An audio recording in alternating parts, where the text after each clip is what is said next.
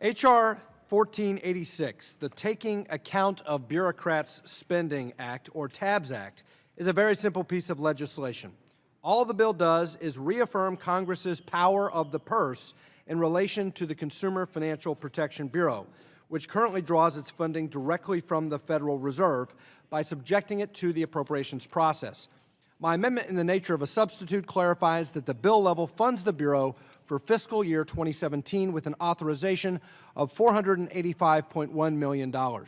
That funding level is equivalent to the sum requested by Director Cordray for fiscal year 2015, the most recent complete full year of funding we can refer to for the Bureau. According to the statute, that level was determined by the Director to be, quote, reasonably necessary to carry out the authorities of the Bureau, unquote. H.R. 1486 is about transparency, oversight, and accountability. When I'm home in Kentucky's 6th Congressional District, I frequently hear concerns about out-of-control Washington bureaucrats. Well, the Bureau could be the poster child for out of control. The Bureau drafts rules at will without public comment. It uses policy guidance as a binding tool of law. It engages in ad hoc enforcement actions based on rules yet to be finalized, or sometimes even worse, without clear legal authority at all. And in industries it is expressly forbidden by law from regulating. It shakes down American companies for millions of dollars and the issuance of a self-serving press release.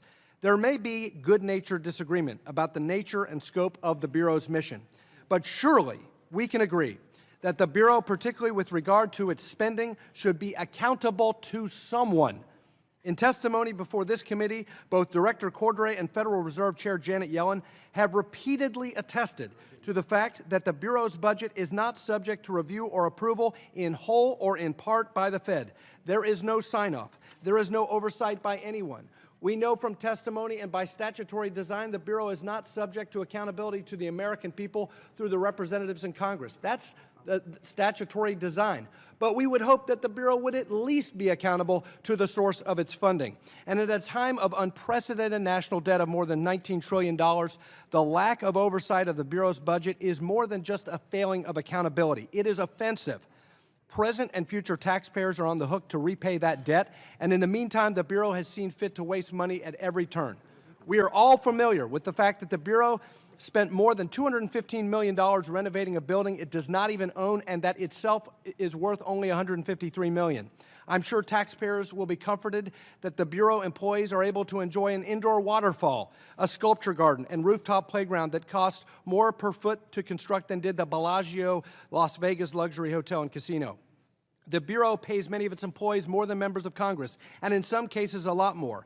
Those salaries are nominally controlled by language in Dodd-Frank. This committee has heard testimony that employees are frequently made whole through incentives and bonuses to achieve salaries well above GS 15.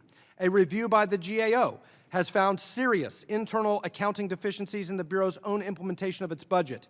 And finally, the Bureau also has a far higher per capita level of complaints concerning discrimination than other federal financial regulators. One of this agency's objectives is to promote financial education, which is certainly ironic given its failure to control costs.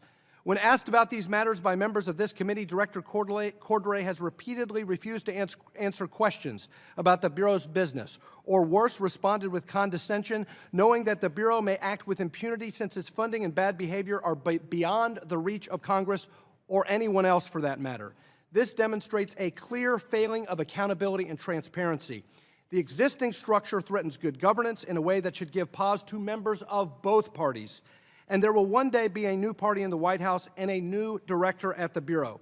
This is not and should not be a partisan issue. It is an issue of importance related to the institutional integrity of the Congress and the willingness of members of Congress of both parties to defend Congress, this institution, and its constitutional Article I powers against an executive branch that has encroached upon the legislative function.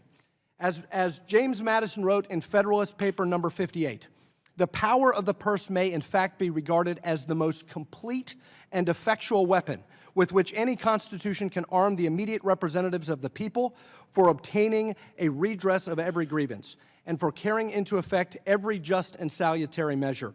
I urge my colleagues to reaffirm this power on behalf of our constituents, the American people, over this Bureau, and I call for your support in passing H.R. 1486 as amended. I yield back.